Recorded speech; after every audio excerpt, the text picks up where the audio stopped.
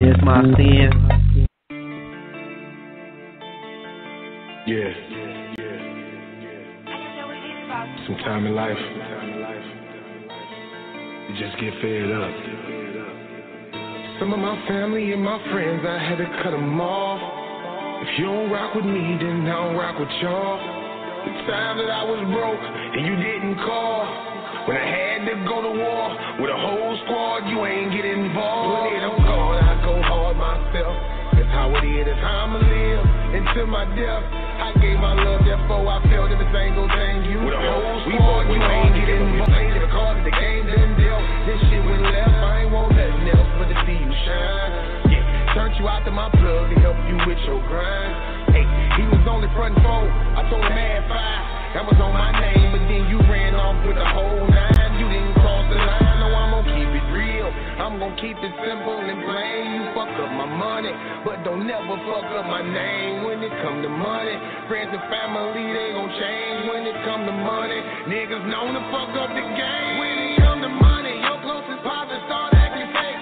When you get that money, your closest partner gon' start to hate. It's all about the money, don't get it twisted, make no mistake. If you ever think it's love straight from the gate. Some of my family and my friends, I had to cut them off. If you don't rock with me, then I don't rock with y'all. The time that I was broke and you didn't call. When I had to go to war with a whole squad, you ain't get involved. My family and my friends, I had to cut them off. If you don't rock with me, then I don't rock with y'all. The time that I was broke and you didn't call. When I had to go to war with a whole squad, you ain't get involved. You can't put your trust in people. The money got the power. If you ain't got no money, they don't get no fuck about you. They don't get no fuck about you. Get no fuck about you. They don't get no fuck about you. Get no fuck about you. You can't put your trust in people. The money got the power. If you ain't got no money, they don't get no fuck about you. They don't get no fuck about you. Get no fuck about you. They don't get no fuck about you. Get no fuck about you. It's sad, but it's true. Get my last up for you. I done had it up to here for all the things you put me through. I was sad, I was lost. Love we had, I done tossed. The decisions that you make eventually make you a boss. Some of my family and my friends, I had to cut them off. If you don't rock with me, then I don't rock with y'all. The time that I was broke and you didn't call. When I had to go to war with a whole squad, you ain't get involved. My family and my friends, I had to cut them off. If you don't rock with me, then I don't rock with y'all. The time that I was broke and you didn't call. When I had to go to war with a whole squad, you ain't get involved.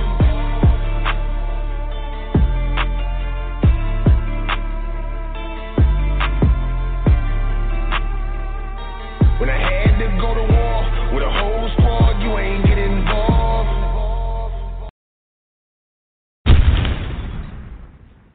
I'm in crack head wrong. You got some shoes, you think you do, they go.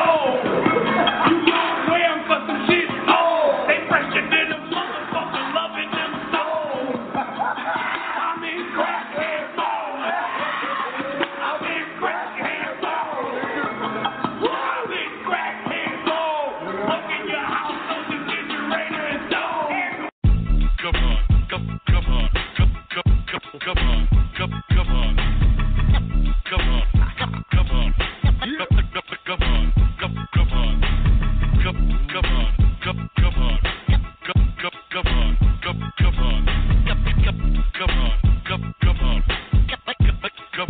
come on, come on, yeah, watch a track in the city of the reckless, neglect this morning and end up necklace, no neck, OC and helpless. Gasping for air like the kush got you breathless. Better grab some breakfast. 2 scoops of raisins for you cornflake niggas that be stirred up like Chex Mix. Dirty, dingy, gritty on that go round. We give that but get stingy when it goes down. Home of the Iron Fist, Purple Gang, Wolfpack. Lab animals in the dungeon with that good sack. Dirty dozen Wall Street, niggas getting hood scratched. Sasquatch figures thumping shit with a hook tap. You always talking about a trick that you could catch. We keep dime pieces. You play with hood rats. You bench warmers think you hot enough to cook crack. Man, we seasoned vets. You still got rook stats. Get up the button, something chunky, yeah. You try to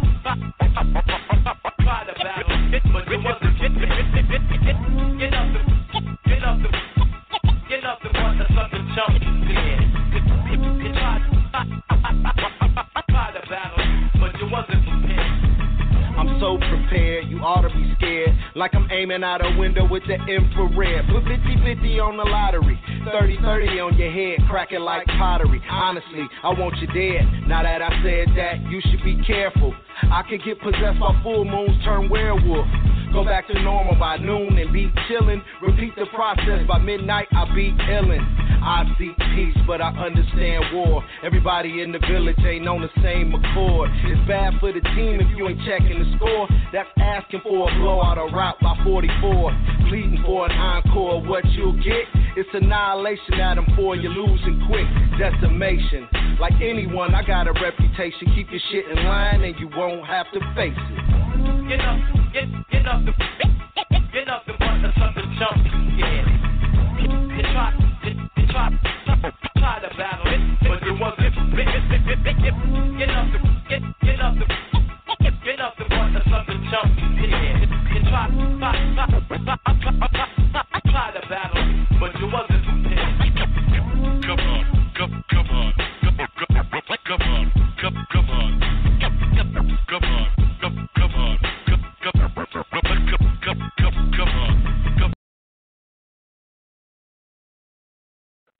What's good, fam? This is Jobs, and you are tuned into My Skin is My Sin on Blog Talk Radio.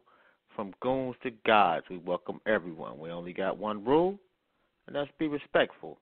And without further ado, we got the man, the myth, the legend on the line. And if you have not heard of DJ Los, you are officially banned from discussing anything about hip-hop, especially Detroit hip-hop, with me or anybody in my lineage or in my circle. Without further ado, let me get the king in on the line. What's good, bruh? What up, though? What up, though? How's life? What up with you? I'm good. What's poppin'? Man, you know, just doing my thing, just trying to make sure that the live streams is working. And if you happen to check us out today, tomorrow, in 100 years, make sure you share this post and subscribe to the YouTube channel and like the fan page. Anyway, man, and before we get started, bro, I got to tell a story because I've been telling this story for a minute. Okay. And you don't know this, but like I was telling you before, we both went to Ford. I remember distinctly the day you brought your album into school. And I remember, a lot of people do. Oh my God! But they remind me. it had an effect on me though, because it gave me the vision to believe that I could do the same shit. My dude. You know, so like, and I tell people that story, like, shit that you do, you may not know how you affect other people, but that shit had a legitimate effect on me. Like, I started writing rhymes after that. That's what's up. That's That's pretty dope. So I want to thank you. We love you. We love you back. We love you no back, doubt. Man. I talked to Easy B today. You know what I'm saying? You know, my bro Easy B, he's incarcerated. But I talked to him just today, just maybe like less than an hour ago. And I will definitely talk to him again in the next week, and I'll tell him that this story that you're telling me. Oh, no doubt. That's a beautiful thing right there, man. I hate to hear that too. You know, so keep your head up, King. You know, for sure. You know, but shit, that's a good starting point though, man. Like let me ask you, what was the first song that you heard that you was like, okay, yeah, I got to do this shit? Oh, it had to be like Sucker MCs and Hard Times, you know, so like by Run DMC. Yeah, between those two, like that's when I got my urge. Like I've always liked, you know, I love hip hop, of course, but the impact that Run DMC had on me in the beginning was like the biggest one, because I was like, man, you know, they had Suck MCs and Run DMC, My Adidas. My Adidas, man, there's tons of hits that they put out, and during that era, that's when I was like, man, I love this hip hop stuff. And then when I seen Crush Groove and Jam Master Jay do his solo, when he did, you know, run. I was at that concert too, by the way. Yeah, man. I said I want to do that, man. I said I want to get into this this DJing thing because I've always been creative. Like people that know me, they know I can like draw well and I can mold with my hands and stuff like that. And you know that's what they knew me for. But you know my dad has always been in the music business. You know, and so by me being around him in the studio and developing a liking to hip hop at the same time, you know, and being creative, you know, this hip hop thing just I gravitated towards it, and luckily my dad took took notice of what it was that I was into, and he invested in me. You know, he cultivated it, nurtured it. Now, and if I remember correctly, his name is Butch, right? And he was a percussionist, correct? That's right. Yeah, my dad. he my worked dad on the Chronic, didn't he? Huh? Didn't he work on the Chronic, or am I wrong on that one? He came. He didn't work on the Chronic. He came. He got with Dr. Dre maybe the next project after that, which would have been what was that? The Dog Pound album and Doggy Style.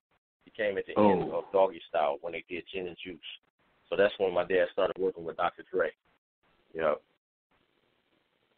That's got to be dope right there.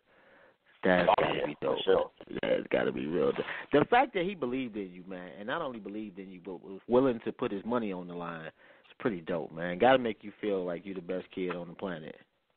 I don't know if I feel like I'm the best kid, but that was definitely like, you know, when my dad got the call and he told me what was going to happen and he was getting ready to work with Dre, you know, my uncle had already been out there. So shout out to my uncle T Money Green. He was the first to land work with Death Row and Dr. Dre and everybody and Warren G. And so during that period of time while he was out there, I had given my uncle had came in town and I gave him a tape, you know, like with some beats on it, you know, and I told him to take it back and let Dr. Dre hear it, you know, because I was excited that I had heard he had been working with Dre. I'm like, oh, when you gonna be with Dre again? He said, I'll be with him tomorrow. I said, man, I ain't got nothing to give you, man. I think I worked on one track. It's in my car here. I'll be right back. I went and got the track out the car, gave it to him. I said, man, play this for Dr. Dre, and you know, just tell him there's a cat here who admire him a lot and want to be like him and all that good stuff. You know what I'm saying? And you know, just tell him. He said, okay, no problem, nephew, no problem. So he takes it out there, and you know, maybe 2 or 3 weeks go by, and you know, I know that I had given my uncle the tape, but I didn't know what was going to happen from it. I didn't know if it was going to turn into anything.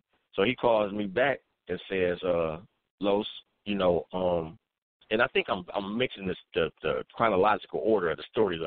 I think my dad was out there first. So my dad got the call from Dr. Dre and my uncle Tony Green to come out there and work on percussion on Death Row. So my dad ends up leaving and going out there.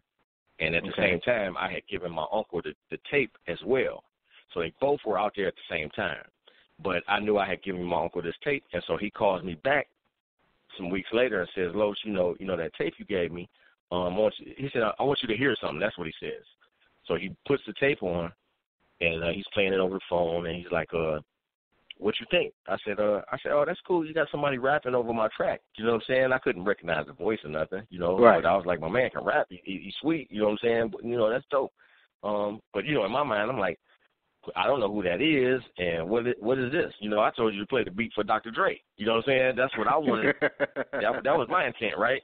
So he said, well, this is a guy named Makantu, and he said I gave him a beat tape with 30 tracks on it, and I gave him your beat in addition to the other 29, you know, and he said he picked your beat out of the 30 tracks that I gave him.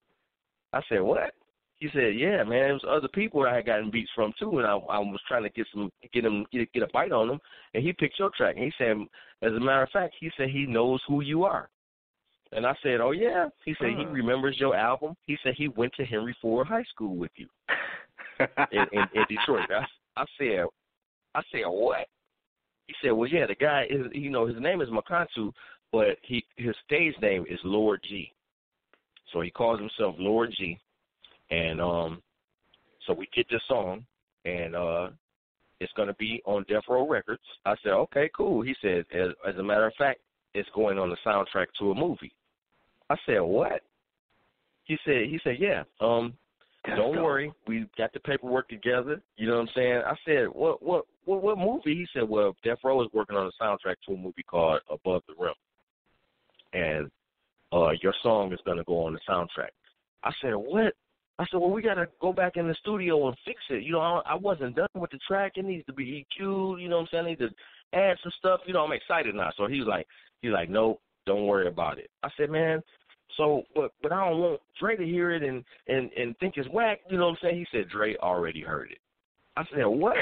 He said, Dre ran it through the SSL console and beefed the frequencies up, you know, so it can match, you know, the levels that was necessary for it to go on the soundtrack. And he said it's going on the soundtrack. So don't worry.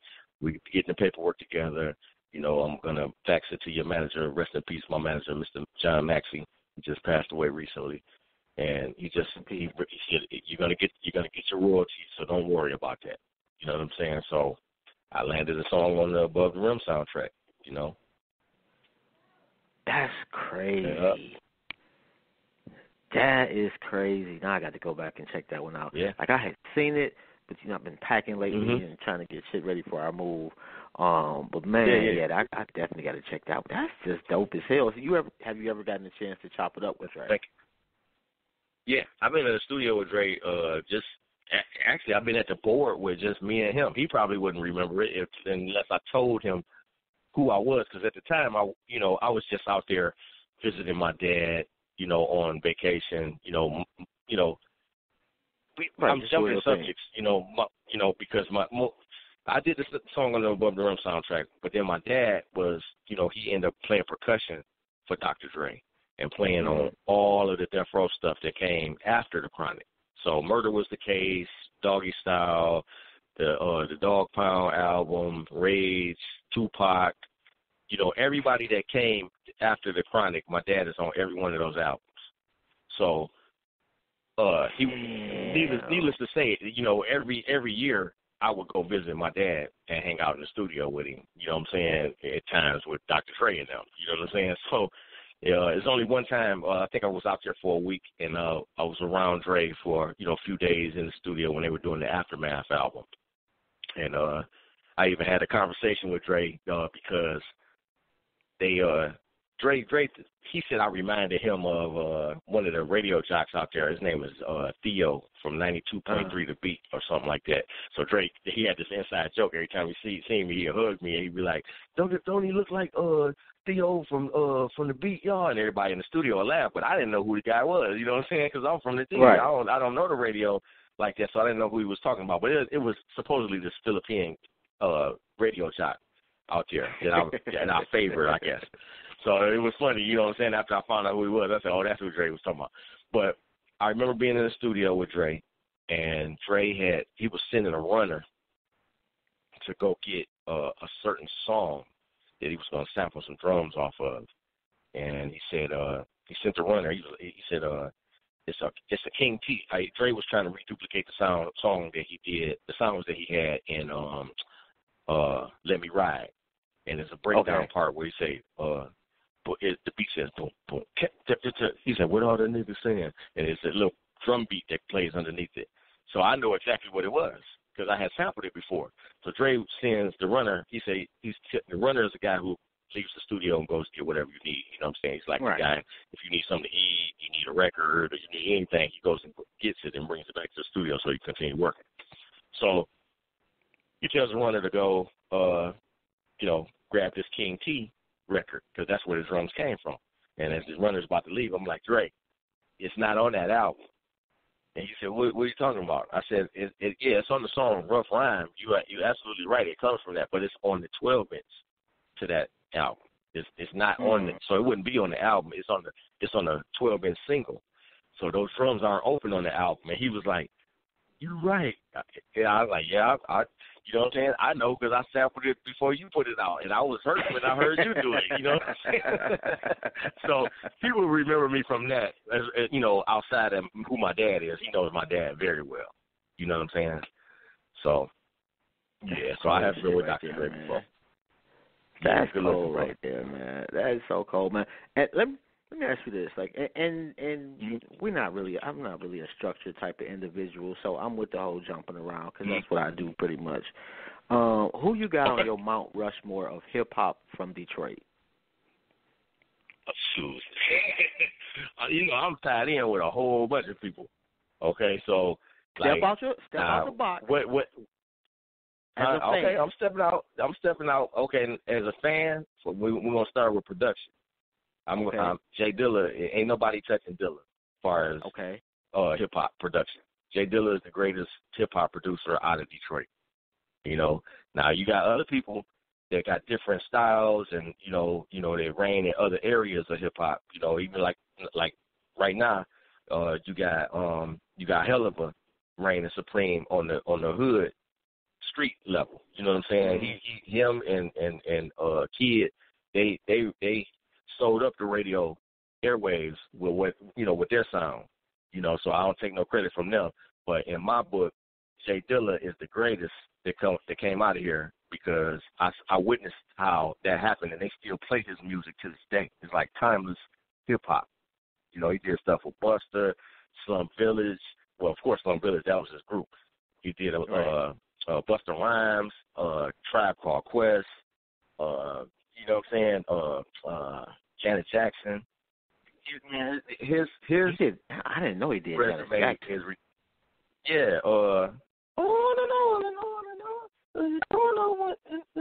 I forgot the name of the song. I played. So why you want to go and do that, huh? Yeah, that's Dilla. That's Dilla on there. You know what I'm saying? Busta Rhymes, yeah, that's Dilla. You know what I'm saying? So, if De La Soul, dang, there's so much stuff on De La, I can't even think of the songs at the top of my head. Man, they'll come to me. I'm bad with names of songs. I know the beats. You know what I'm saying? But yeah, Dilla is a legend, bro. You know what I'm saying? Dilla's a legend. So if anybody is greater than him as a hip hop producer out of here, and I don't know about it, then I need somebody to clarify what I know. You know what I'm saying? Because I don't know. I ain't got no arguments here, bro. His resume. Yeah. You're not gonna get too many people that even argue the point against Dilla. Yeah, so definitely Dilla. Let me see.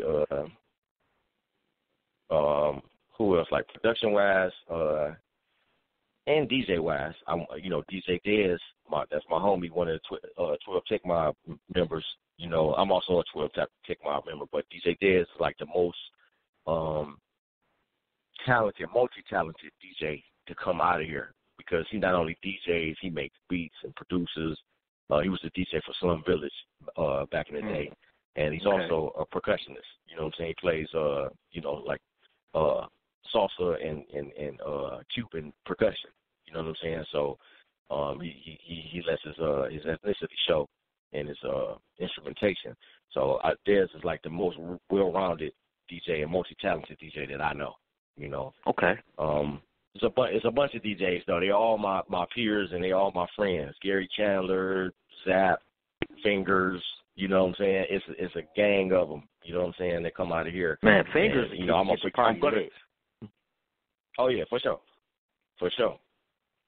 Yep. So it's tons of them. I hope DJ Takari, DJ Babe. DJ Daddy Riff, Shotgun, he'll be here next week. You're being real diplomatic right now, though, bro. Yeah, but no, those are my real heroes. Those are those people that I'm mentioning to you. This ain't no bias. Those are my real heroes. Those are the people that I look to and say, man, I want to be like those guys. You know what I'm saying? Even though some of them say they look up to me. You know what I'm saying? But I'll be like, bro, you my hero. You know what I'm saying? Because that's what it's all about, man. You learn from each other. It's like I'm not really in competition with nobody when I do what I do. I just do what I do and hope that people like it. I'm not trying to compete, battle, and I didn't enter into hip hop like that.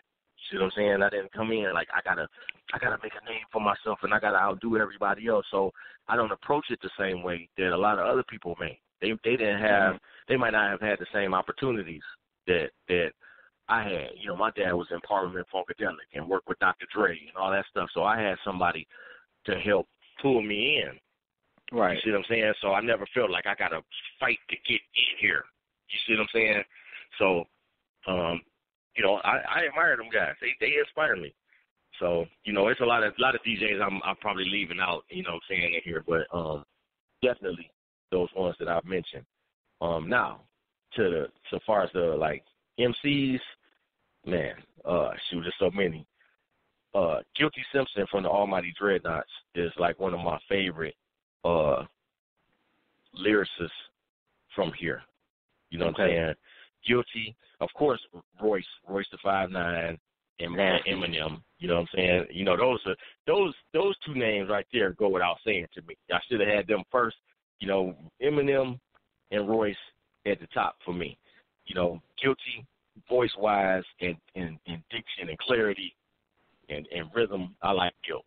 You know, and the way he spaces his stuff out. And mind you, all these people I'm mentioning, they my friends. You know, right. Outside of Marshall, like I met Marshall a couple of times. I didn't know him very, very well, but we knew each other because we crossed paths, and I'm quite sure he knew about my album that came out, you know, years ago because we came out. I had the first rap album out of Detroit back in '87, so he definitely knew about it because I know I've had discussions with Paul Rosenberg, who is his manager, and Paul has told me, like, look, we bought your album. You know, we bought that when it came out. You know what I'm saying? I'm like, that's what's up, my bro. That's dope as hell. I know That's dope. And I heard that from Paul. So if Paul Rosenberg knows about it, you know Eminem knew about it. So so at the top of the list, you know what I'm saying? Like I said, Royce, Eminem, Guilty, and Royce's younger brother, Kid Vicious, definitely. You know what I'm saying? Kid Vicious is one of my partners that I DJ and produce for, and Vicious is, you know, he right in there with his brother. You know what I'm saying? Lyrically, as far as the way he, you know, his metaphors and his wordplay, you know, his brother taught him. So I'm a fan of Vicious as well. Yeah, that's Royce the 5'9", blood brother. Royce got three brothers, and two of them spit. Al Kufu is another one. That's the youngest brother, and he's up on the up and coming too. You know what I'm saying? He's coming up with what he's doing. But yeah, Kid Vicious is Royce the 5'9"'s younger brother. I gotta check Al Kufa out then. Yeah, Al Kufu. Yep. Yeah, he dope too. So no Herc though, bro? You gonna see huh? No Herc? You said no Herc? No, no big Herc? No Herc. I ain't got the Herc yet. Herc is in there too. Oh. You know what I'm saying? Man, I was about to be crushed, bro. I'm not even gonna lie. No, come on now. It wouldn't. Yeah, Herc is my man. You know what I'm saying? I can't leave Herc out of there, but Herc would understand why I'm like I've never really sat down and put everybody in an order. You know what I'm saying? Like, you know, how they say your top 10 and stuff like that. I never try to do it like that. I just like people for what they can bring.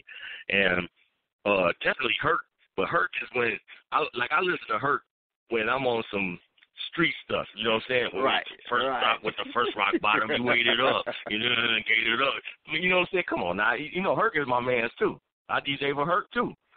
So, excuse me, definitely I wouldn't leave him out of the picture. It's just when people ask me these questions like this, man, it's like my mind goes everywhere because I'm so connected to everybody here. You know what I'm saying?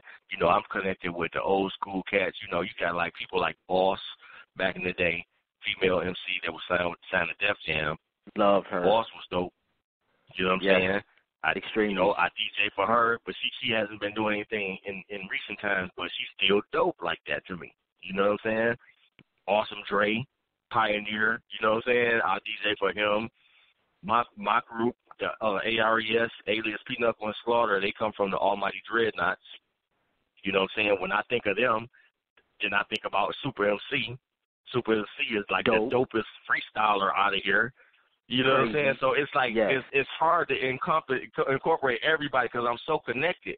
You know what I'm saying? And I love all these people for what they bring. You know what I'm saying? And so, I never really came with a list. You know what I'm saying? I never came with a list, but they all know. They know if you see me working with people, if you see me cutting on their stuff or making tracks for them, I mean I admire what they bring to the game. Oh man, you know my favorite, just all-time favorite song ever from an MC from Detroit was Amir the Merciless, A Day Without a Rhyme. There's another one. Oh, you know what I'm saying? There's another man. one. And you know, I didn't even, because I'm thinking about these other people, I didn't think to mention Amir. But of course, Amir, A Day Without a Rhyme. You know what I'm saying? Oh, my God, that's man, our that's era. it. That's our era. I DJ for Amir. You see what I'm saying? So I'm connected to all these people, man. Yeah, Amir is definitely, he was like the Rakim of our era from Detroit. You know what I'm saying? The way because he was not only lyrical, he was spiritual at the same time. And so he would incorporate those lyrics, that type of approach to his music. So we look at him and we label him as like the Rakim of Detroit for our That's a era. good ass analogy. Yep. I've never put that together. Yeah, that's a dope one too. Oh, yeah. I would agree with you 100% Oh, yeah. on that. You know, Yeah, that's my homie I right like there. Smiley from back in the day. Oh yeah, She was dope. Miss Corona has been dope for a minute. Proof Corona. You know what I'm saying? I'm listening to my sister bust me in my head without mentioning her. You know what I'm saying? But it's so many people. You know what I'm saying? It's so many people. When you ask me that, I'm like, man, well, who do I say? Because that's why I led off. I'm like, I'm so connected to everybody. Corona is like she the dopest lyrical female to come out of here for me. And then right next to her would be Redbone from the Raw Collection. That's my other sister. And that's Swifty McVeigh from D12 sister. So, Okay. you know what I'm saying, if you do some research on who the Raw Collection was with Beretta and everybody and Los in there, like they was killing the game. You know, I thought they was going to be the next D12 or, you know what I'm saying, they was going to be big like them, and it just, everything dispersed. But if you do research on them and you'll hear a female voice on there, that's Redbone, and that's Swifty McVeigh's sister. And she's still doing stuff here and there, but, you know, just sporadically. You know what I'm saying? Mm-hmm. We trying to bring my sister out of retirement, you know what I'm saying? We trying to bring her out. Why do you think some of our greats didn't like translate to quote unquote mainstream? A lot of it was honestly, we couldn't compete with the industry. Meaning, like, our music wasn't comparable. Okay, like I'm a realist. When we came out, we sold a lot of records. When we came out, Easy B and DJ Los. Back in the day, we had an album called Untouchable, and a lot of people referred to us as the Untouchables. You know what I'm saying? They thought that was our name, but you know, because the name was written in cursive, but that was only the name of the album. But they used to be like, you know, them guys, the Untouchables. You know what I'm saying? The Untouchables, man. I bought the album, the Untouchables. But I mean, that wasn't y'all our had name. the Knicks and the Dookie chains too on the cover though. So yeah. We were the first with all that. You know what I'm saying? Right. Before Puffy and all them, that's where they got that from us. Right. They got that from us, man. That's a Detroit thing. We got it from, you know what I'm saying, YBI and Young Boys Incorporated because, you know, we was affiliated in distant ways with them. You know what I'm saying? Bush Jones and all of them, you know, we all know people who were tied in to those things. So even the design of that album cover that you're talking about, my uncle and my dad, they came up with that look. Me and Easy B didn't even come up with that. You know what I'm saying? They told us, look, we want y'all on the cover with mink coats on and dookie chains, and we're going to put y'all on the freeway, sit y'all on the freeway with the two Pathfinder trucks and the speakers on the side of the trucks like y'all, you know, like y'all mean business and y'all coming from Detroit. But this is all a concept from my dad and my uncle. You know what I'm saying? And it's all new to us. You know, they were the record company, World One Records. Crazy over that one, though. Yeah, we more known for the album cover than we are for the music. You know what I'm saying? The cover is priceless, man. I mean, like Monty Ski told me, he said, man, I want to redo your cover, man, with my sons on it. They put my sons rap, and I want to redo your cover, your album cover with them on the cover, just like y'all was with the minks on it. I was like, that'd be an honor, man. That's dope. You know what I'm saying? So people remember the imagery. That's what taught me a lot, from that. People are visual. You know what I'm saying? I learned that because I said, man, they seem like people, they may not remember my album when I'm talking about it, but then if I show them, they be like, man, I remember that. You know what I'm saying? And they get excited. They be like, man, yeah, it's our picture up at Wonderland Music. I remember that, and Kingsway, when Kingsway was on Grand River, man, I remember going in there and seeing your poster in there, So back. Oh yeah. Oh my God! So people tell me these stories like 20 years ago. Yeah. Well, you gotta think that album was 30 years ago. You know what I'm saying? That was 87, 88. That was 88. You know what I'm saying? So, that's history, man. So I learned that people are visual and that they can they remember that album cover because of the picture and the imagery on it. I lost my train of thought, what I'm saying? But you good, but bro. that sums it up. Yeah. You're cool, man. Hey, it happens to the best of us. It happens to me all the time, bro. For sure. Don't even trip on it, man. Like I say, man, all we do is have a conversation, man. But man, so what's do you have a highlight in your career thus far? A highlight? I got a bunch of them, like that one I just told you about, Dre. You know what I'm saying? That was one of them. That's got to be up there. That was, man. That was surreal. I'm in here in the studio with Dr. Dre. You do know how I look at Dr. Dre. You know what I'm saying? So, that was a big one. I'm trying to think. I got a song with Snoop. Snoop Dogg. A lot of people don't know that, and what it was a track that I did called Breathe It. It originally was called Breathe In, Breathe Out. And once again, my Uncle Tony is real good friends with everybody from Death Row, from the Death Row days. And so he took some of my tracks to Snoop. And Snoop, some months, we didn't hear nothing, And then I get a call from the radio station from my boy TJ, the Troublesome Juvenile. They used to be on the radio back in the day with Billy T. Yeah, I remember. And, Billy T and TJ, the Troublesome Juvenile.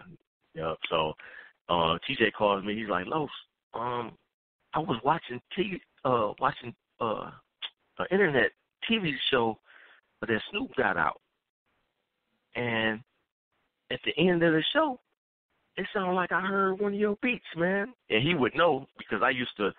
Like, I made the intro for TJ's show called What's Next on the Menu. It used to come on, and so my beat comes on, and be like, are you ready? I forgot how it goes, whatever. But I'm cutting and scratching, and I made the track for it, so it was the intro that came on every week.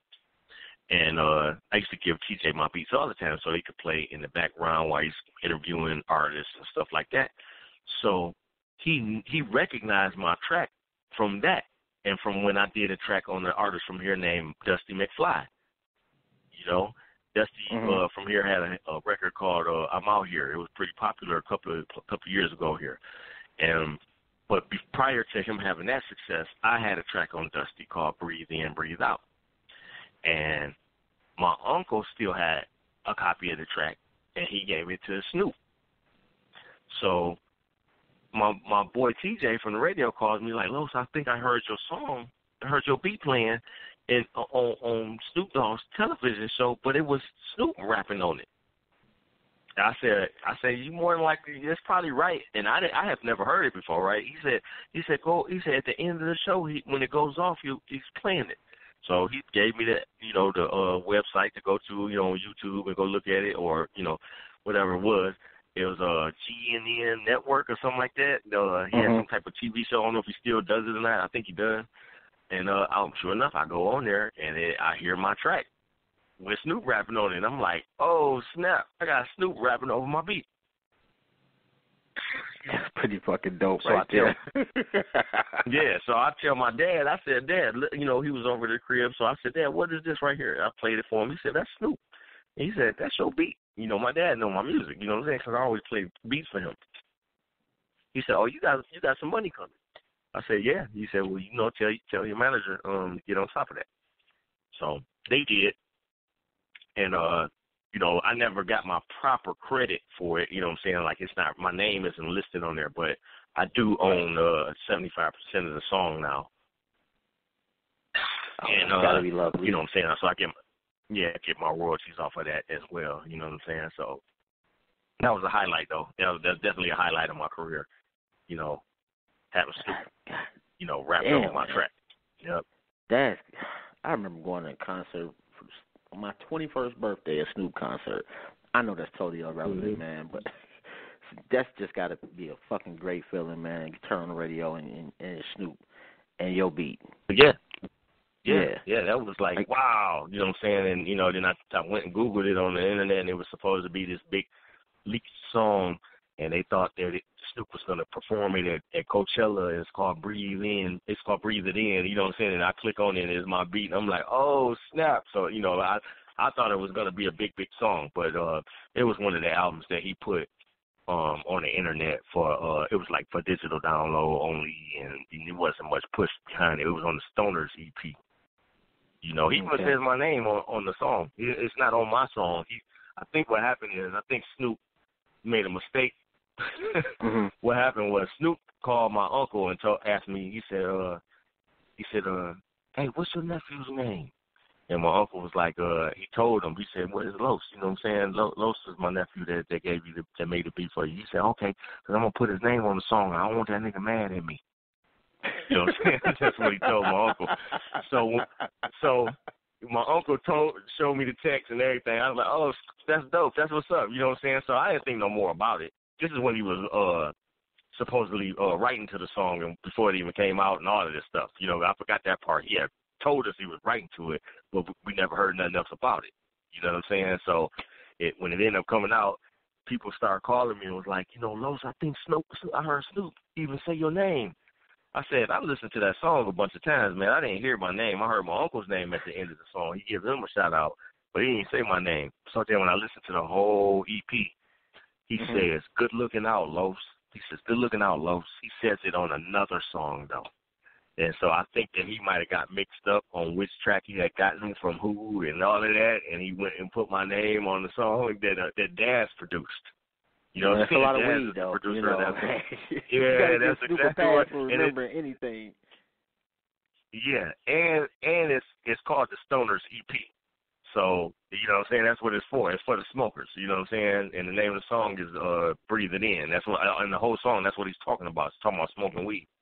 So he probably was pretty high when he did that. You know what I'm saying. So I wouldn't shout out doubt it. to Snoop, man. That was a good look on his part. You know. Oh, and if you are checking out the live stream, shout out to Detroit is Different. They had a really dope visual of an interview for you, and so I just put that on the live stream. Yeah, shout out to them. DJ Los, Detroit hip hop pioneer. Huh? Yeah, my boy Kari Wade. That's his site. Him and Piper Carter over there. You know what? I'm friends with her on Facebook, but I you know, and I've seen like flyers for all of the hip hop shit that she does. So yeah, she definitely seems to be plugged in. And shout out to her. Oh yeah, shout out to Pipe. You know, where do you think we would be as a city if Proof was still here? MCing wise, hip hop wise, yeah. Like I don't think people really outside of Detroit really understand the impact that man had inside the city limits. Proof was our mayor. You know, that's why we call him the mayor of Detroit, because he had the heart. I think he was really gonna come back and help everybody. I used to get random calls from Proof, like in the middle of the night. He would call me, and like I might not talk to him all year. And he'd just randomly call me and say, yo, DJ Los. And I'm like, yeah, what's up? Who is this? You know what I'm saying? He's like, it's Proof. It's Big Proof. And I'm like, what's up, man? It's like 3 o'clock in the morning. What do you want? You know? He like, you learning Pro Tools? Like, yeah, Pro Tools. You know, everybody that's in the industry, they understand what Pro Tools is, the software that we use to, you know, edit our music and create and record. So I'm like, yeah, I'm learning, but I knew in the back of my head I wasn't learning as fluently as I should be. You know what I'm saying? But I'm like, yeah, I'm learning it, man. What's up? He's like, I'm getting this money together. I'm about to build a studio, and I want you to be an engineer. I'm gonna be hitting you up. I'm like, all right, Proof, that's cool. You know what I'm saying? Well, what about them tracks I gave you? You know what I'm saying? Because I ain't giving him some beats and stuff. And he like, you know what I'm saying? He like, oh yeah. I got the one beat, man. And I got the Purple Gang. The Purple Gang, they gonna be rapping on it, but it ain't. I don't think I'm gonna drop it on no album or nothing. It's probably gonna be on some mixtape stuff. So I'm probably just gonna pay you to use the beat. You know what I'm saying? I just I'm gonna throw you a stack. You know what I'm saying? I said, well, that's cool, Proof. You know what I'm saying? You ain't gotta really even give me no money up front, because that's how a lot of times I work with people. I tell them, like, look, it ain't really about the money. It's about the paperwork. Because if it turns into something big, you know what I'm saying, and that's how we get our royalties, and that's how we eat off of it. You know what I'm saying? So I tell a lot of my people who ain't working with a lot of money when they need me like that, you know what I'm saying? We do stuff like that because I approach it from a spiritual aspect. You know what I'm saying? I don't worship money. So anyway, that's more important than anything is the contract and the agreement. You know what I'm saying, that we have with one another, and that everybody get their points and their rights to their whatever their contributions was within the creation. So that's what I was trying to tell Proof. You know what I'm saying? And he's like, well, no, well, that's cool, but I ain't gonna put it on the album. I just want to use the beat for a mixtape. You know what I'm saying? So I'm like, all right, man. You know what I'm saying? Just come on up to the. Just come to the office and I have a check for you for $1,000. You know what I'm saying? I said, all right, Proof. Of course, when I called him, he didn't answer the phone. You know what I'm saying? So, that was one of the last conversations I had with Proof. Another one was, more on the spiritual tip. I told him that I was worried about him. You know what I'm saying? And I told him ever since he had gotten, with the D12 situation and Eminem and everybody, I said, man, I don't see that spiritual side of you that I used to see. I told him, he asked me what I was talking about. And I told him, I said, bro, you don't remember us going to class, man? We used to study under Malachi V. York, about Egyptology and morality and stuff like that. And he was like, dang, Lois, I forgot we was in that class. You was in there with me. I said, yeah. He said, man, I fell off. I need you to keep staying on me about that. You know what I'm saying? Stay on me about that because I need that, at times, man. Just stay on me. And I said, I will do. You know what I'm saying? And that was basically the last conversation I had with Proof. And then maybe some years later, because I didn't stay on top of all his music he was putting out. Kind of found out that he put the song out that I made the beat for. It was called Grown Man Shit. That's the name of it, and it was on Salam Rec had put out Salam Rec is the DJ for the Dog Pound and a lot of the Death Row artists, back in the day, and he does the live shows and live performances when they come, like Daz and Corrupt come here to Detroit. Salam will be DJing, and he had put out a mixtape for Proof called Grown Man Shit, and they put my song on there. And the name of the song is Define My Life. That's the name of the song. Yep. Damn, so, bro. yeah. Detroit would definitely be different. About. I know. I try to talk about it. I try to, it's so much that I forget sometimes. You know what I'm saying? Because I'm steady doing things. You know what I'm saying? Like, I've been doing this stuff for, 30 years, 30-plus years, 32 years. And I'm still striving to be better and do bigger things and things of that nature. So I'm always in the moment more so than the past. You know what I'm saying? And, people sometimes they forget that I'm a pioneer. I had to remind them, like, bro, I had the first rap album. You know what I'm saying? You know what I'm saying? I'm really an OG like Trick. You know what I'm saying? Me and Trick, I think, my stuff came out before Trick stuff did because it was with the Goon Squad. And Proof was in that group as well. But they came out after we did. They had the East Side locked up, too. Yeah, they did. Yep. Diamond Mud from 5 Ella, that's Proof's other group. They came to me and apologized to me. And I said, what are you apologizing to me for, man? You know what I'm saying? They was like, bro, we did not know you was the same DJ Los from back in 1988 and 87, 88. I said, oh, that ain't nothing, man. No biggie, you know what I'm saying? Because I work with them now, you know what I'm saying? When they want to do stuff and DJ, you don't need me to DJ for them, you know? And they like, bro, no, we had to apologize to you. He said, do you know that Jay Dilla, your album is what we was listening to. We was listening to you back in the day. We bought your stuff, and we said, he said, Dilla said this. He said, Dilla said, if these fools can do this on the west side of Detroit, you know what I'm saying, we can do this too. You know what I'm saying? And this is from Don. Don told me this. He said, this came out of Dilla's mouth. He said, we had your record, and we was looking at it. I remember the conversation. He said, Dilla was like, if these fools over here on the west side can do this, so can we. And he said, man, y'all inspired us to do what we did. And that meant a lot for him to tell me that. You know what I'm saying? Because I always knew about Jay Dilla back in the day, but didn't know him. And he wasn't called Jay Dilla. His name was John Doe. You know what I'm saying? He was called John Doe way back in the day. That was his first name. He was making beats for everybody on the east side of 7 Mile. And see, I'm from the west side of 7 Mile, over by the hip-hop shop. So I always knew about Jay Dilla as John Doe back then, but I just didn't know who he was like that. You know, I didn't know him. And then, you know, when the hip-hop shop emerged, I used to go up there, and, you know, my boy Lynn Swine was up there, and DJ Head and Dez and Fat Cat and Guilty and all, you know, the whole squad. Everybody was over there, but I didn't know everybody real well because my era, you know, that came when that started emerging.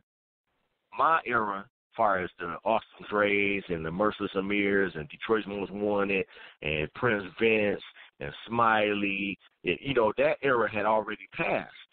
You know what I'm saying? So when, you know, they was doing something new, just when the Slum Villages and the Eminem and D12s was emerging. You know what I'm saying? So, you know, I didn't, you know, the sound was changing, and everybody was doing like St. Andrews and the Lush and all those spots like that, and I would go periodically. I wasn't a regular with that stuff, you know, with that era. I would go periodically because during that period of time, that's when I had my daughter. So I was more of a family man and, you know, working and making sure the family was taken care of. So I kind of fell back with the music. You know, we still had the studio. I would still go up there and mess with my music and learn how to produce and chop beats up and stuff like that. But I wasn't full-fledged with it. Yeah, it wasn't the same. You know, I was becoming a man and becoming an adult. So I kind of fell back a little bit from the music scene. But that's when Slum Village and everybody emerged, and that's when they took off. You know what I'm saying? And the crazy part is, man, it's like I've been living in Cleveland for about 20 years now, but I did not know one thing about Jay Dilla growing up at all. Wow. I didn't really know about him till I moved here, and the people here had appreciated him. And my theory on that was that, like, Jay Dilla wasn't like a quote-unquote average Detroit cat. Like he didn't get on and splurge and wasn't all over the place. Right. You know, most of us. Dilla was winning. Yeah, he was winning, but he comes from the underground arena. So those who was on that scene and you know, dibbled and dabbled on the underground scene, we all knew that Dilla was winning with Q-Tip and Tribe Called Quest and Busta Rhymes and all. We all knew that because we knew how it happened. You know, Al Fiddler introduced Dilla to Q-Tip, and from that point on, it changed Tribe Called Quest sound and everything because Dilla started making beats for them. He started making stuff with Erykah Badu. You know what I'm saying? And the list goes on.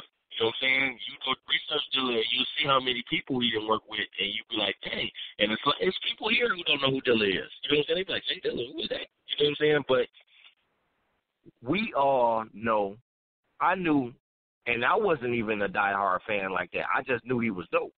You know what I'm saying? I was like, hey, he dope. You know, but I didn't follow his total career. Right. And then when I would hear certain songs, and then I'd be like, man, that's dope. And then somebody would say, you know, Dilla did that. I'm like, what? You know what I'm saying? You hear Q-Tip, Breathe and Stop.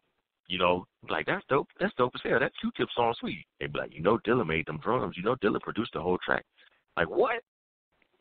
You know, this is our whole. That's why I say ain't nobody messing with Dilla as far as their resume and hit records, bro. You know what I'm saying? If I keep talking, I think about stuff. I be like, man, but he's like he's almost like an unsung hero. You know what I'm saying? Because a lot of people don't know the work that he did. Only the true heads know. You know what I'm saying? The people who really got into him and really admired his sound, they know all his work. You know what I'm saying? You know, a lot of people might have just liked one song here and there and then find out, oh, Jay Dilla did that. Oh, okay. I didn't even know who that guy was. Oh, okay. But I like that song. You know what I'm saying? But yeah, that guy is incredible, man. You know what's interesting? Yep. Too, like, and I would put him, you, Esham, and one other person. Oh, Hex Murder. Hex Murder. Legends out of Detroit that if you mention their name outside of Detroit, except Esham name travels. But everybody else got a huge following. Oh my God, he got a huge following. Like I've never mentioned his name anywhere and somebody not knew who I was talking about ever. Oh yeah. Yep, that's my dude. He don't get his credit for the independent shit. They be always Too Short started that or Master P started that, bruh. Like, Esham was selling out. Sham was winning, man. Sham was winning. He was winning. Him and his brother started that company, and it was Real Life Records. Yeah, and man, they took off. You know what I'm saying? Sham, he used to come over to our facility, World One Records. Matter of fact, I don't know if you're familiar with the artist Dice, but Dice is from here, okay? And my dad and my uncles, they put Dice out. Matter of fact, how Dice, real quick story, how Dice even became an artist on the scene like that was, I had a lot to do with it. I'm not going to take all this credit because he's talented. But he know if he listening, that's my bro, and he know he'll back me up on this. Dice was supposed to be my rapper. But and what happened was when me and Easy B ended up getting in trouble and getting locked up, I was out here and didn't have a partner to continue my career. So I had a meeting with my manager, John Maxey, and my dad, and they was like, "Look, you got to be on the scout for an artist." And I said, okay, you know what I'm saying? They said, so you got to get out here and look, else your career you ain't gonna be able to do the same thing you was doing already. You only dropped one album with Easy B, and now Easy B is in jail. You're not gonna be able to come out soon. So you got to figure out what you're gonna do. So I used to hang with Maestro from Chaos and Maestro. That's another rap group from here. They were on our label. Those are my label. Yeah, those are my label mates. That was my dad's record label as well. That was World One Records. They put them out. So when I used to hang around Maestro all the time, Jason is like my big brother. And he used to play different stuff for me. I played some beats for him. He played beats for me, different stuff like that. And he played this one guy rapping, and it happened to just so happened to be Dice. But that wasn't his name back then. It was Boss Man. So I said, Jay, where's that guy that you let me hear rapping over that reggae track that back in the day? He said, who you talking about, Rob? I said, yeah. He said, man, you want to do something with Rob? I said, yeah.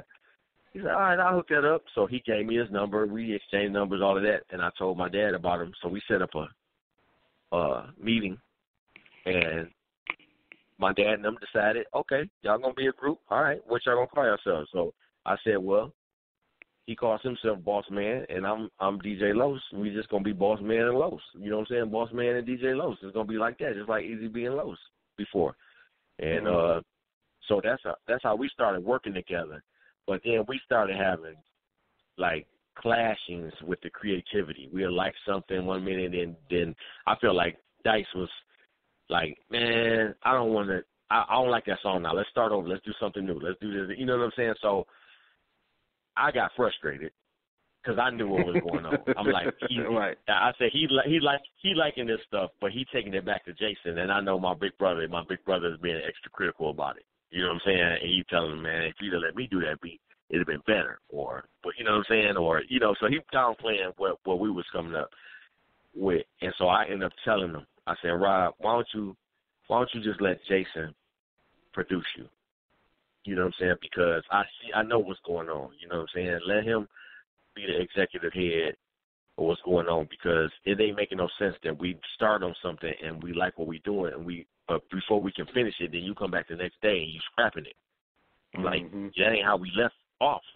We liked it before we left. Now you come back the next day, it's whack. So I'm like, okay, all right, that's what it is. So that's what ended up happening. Dice ended up getting signed as a solo artist.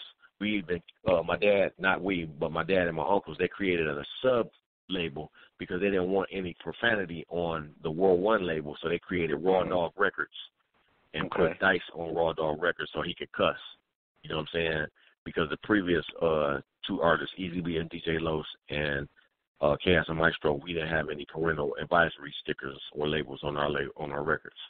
And that was by design by my dad, because he said we was too small of a company to have that on there, and he wanted to be able to take our stuff to the radio. So he, I remember us fighting with him about that stuff. Like, Dad, you gotta let us cuss, man. You know what I'm saying? He's like, nah, y'all can't cuss.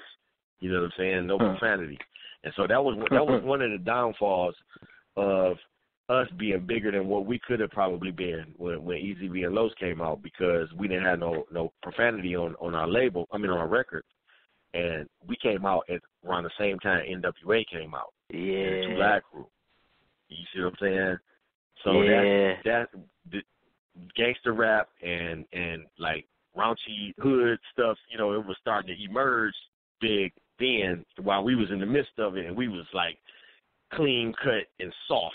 You know what I'm saying? But then he gave y'all that image of like gangster rappers too, like the ultimate gangster rappers. But that was Minx and Dookie Chains. Yeah, exactly. That was the design. But he taught me that. He said that was to hook the listener in. You know what I'm saying? He told me before we even took the pictures, he's like, we're gonna dress y'all up like dope dealers. You know what I'm saying? And I was like, really? You know what I'm saying? So we like, oh, we gonna look hard. All right, cool. You know what I'm saying? We with that. But at the same time, we like, but we ain't cussing. You know what I'm saying? We ain't cussing. We ain't talking about selling dope. We ain't talking about none of these things. But we had the image. You know what I'm saying? We had the image, and that's what sold the records. Because he said, I want, when people go in the record store, I want them to say, oh, I want to see what they talking about. They look like they gangster. You know what I'm saying? And he said, we're going to sell a lot of records on the strength of that. And that's exactly what happened. You know what I'm saying? This is before the internet. This is before CDs. This is before anything that we know, social media, any of that stuff. Yeah, this was back when you planned on going to the record store. Like, I'm going to the record store next Thursday, so I'm aware of such and such. Exactly. Me and my boys, we about to catch the Hamilton up to the store. And we about to, man, this about to, that was a whole fucking day for you, really. Yeah. Exactly. Oh, we do got a caller in the queue too, man, if you don't mind. Okay. No, I don't mind. Before we get to the caller, I do need to let y'all know you are tuned in My Skin is My Sin on Blog Talk Radio. From goons to guys, we welcome everyone. We only have one rule, and that's be respectful. Let me get to 0142 right quick. Okay. What's good, fam? Sorry for keeping you holding. Hey, no, everything is good, man. I love this interview. Shout out to my big brother, DJ Los, in the building. You didn't. Oh, I know who this guy is. What up, bro? This is my boy Patillo. Shout out to Patillo, man. A lot of people don't know who this guy is, but this is like one of my homies, man. Where you at, Patillo, in Virginia now? Yep, I'm still in Virginia, heading back up to Detroit, man, to see you all and for the holiday. Yep, yeah, Patillo, that's my homie right there. That's dope, man. Salute to you, King. Yes. Hey, I got one particular question, man, and I don't know if you discussed this on the air, but how did you hook up? Yeah, how did you ever hook up with Kid Vicious, Royce's little brother? With Kid Vicious? Okay. There's a phenomenal, beautiful bass player by the name of Emily Rogers from Detroit. Okay. Actually, I think she's from Royal Oak. I think that's where she originated or something like that. But I know her from Detroit. And Emily is cute girl, play bass guitar, and I do tracks with Emily. You know what I'm saying? We've been friends for I don't know about I want to say 8-9 years now. And Emily she's always incorporating me in something big that she's doing. And she called me and asked me, do I know who Royce the 5'9" is? And I said, of course I know who Royce the 5'9" is, Emily. And she said, okay, well, have you heard of Kid Vicious? And I said, I think I heard of Kid Vicious, you know what I'm saying? And I didn't buy all of Royce's stuff, so I wasn't sure, if he had been on his previous mixtapes and stuff like that. But I know for sure now he has. So, but she said, well, I'm putting together a band for Kid Vicious. And Los, I really need you because you bring the hip-hop element because you do the cutting and scratching. You know what I'm saying? It ain't going to go over as hip-hop without you there. I can put a drummer and a keyboard player and me playing the bass and all of that. We can do all of those things, but that's just music. And we need that extra hip-hop element, and that's you. And I said, okay, I'm there. So we auditioned basically for Kid Vicious at this facility called One Wave. Was it One Wave or something like that? And he liked us, and he put us in, and we ended up being his band. And wow. He liked us, and when we performed, then that's how Royce came to one of his shows that we did, and Royce was like, hey, I want to do a release party for my album that's coming out called Layers, and I want to do it in New York at SOBs, and I want to use your band, Vince. And so Vince was like, okay, you know what I'm saying? He let us go. We all were a part. Vince was there too because he's Royce's hype man on stage. Every time Royce performs, you'll see Kid Vicious on stage with his brother. So, so that's how we all connected. You know what I'm saying? And then, of course, I brought Patillo in, my partner that's on the line right now, because Patillo, a lot of people don't know his history, okay? To give you a brief history of this guy that's on the line right now, he's basically responsible for Jay Dilla and Slum Village being heard and video, not being heard, but their video being shown on BET. At the time, he was an intern, I believe it was, at BET, and he knew Dilla. I'll let you tell a little story right there real quick since you're on the line. Well, it's up to my man, though, because I don't want to keep do your thing, bro. Okay. Well, again, my name is Devin Patillo, and yes, I used to attend Howard University from 95 to 99, and how I got on BET was through my dancing. I used to be a professional dancer back in 91 and 94 in Def Comedy Gym, living in Brooklyn, New York, Fort Greene, and Clinton Hills. And then when I moved to D.C., got on the BET, and my God, shout outs to her, Montez Miller, and the rest of the crew who actually created and built up BET, man, from the ground up, So to be part of the BET family, man, it was really inspiring. It was like God's gift, and, I was really blessed with that.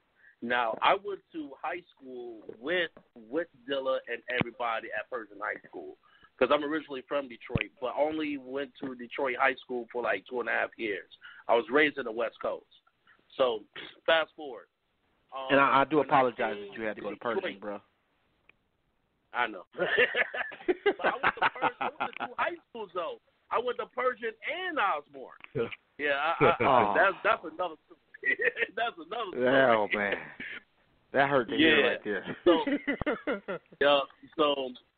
So when I came up to Detroit, when I was dancing on BET, man, everybody kept asking me, yo, what's up? What's up? Can I be on the show? Can I be on the show? And I was like, yo, give me a few because, hey, we're a family-oriented show, you know what I'm saying? And we're preaching, like gang violence, rape, sexual assault, but also good things as well, entrepreneurship, education, uplifting the community and everything else. So I received the cassette and it was like their first EP, Fantastic Volume 1. So I was like, yo, this is hot. I was like, yo, this is Jay's joint? They was like, yeah. I was like, I gotta get him on the show. So I contact Uncle RJ. RJ told me to talk to Tim, and I talked to Tim Maynard, who was their manager at the time. So I was like, yo, I want to get him on the show. He was like, oh, okay. Yo, what show? I was like, Teen Summit.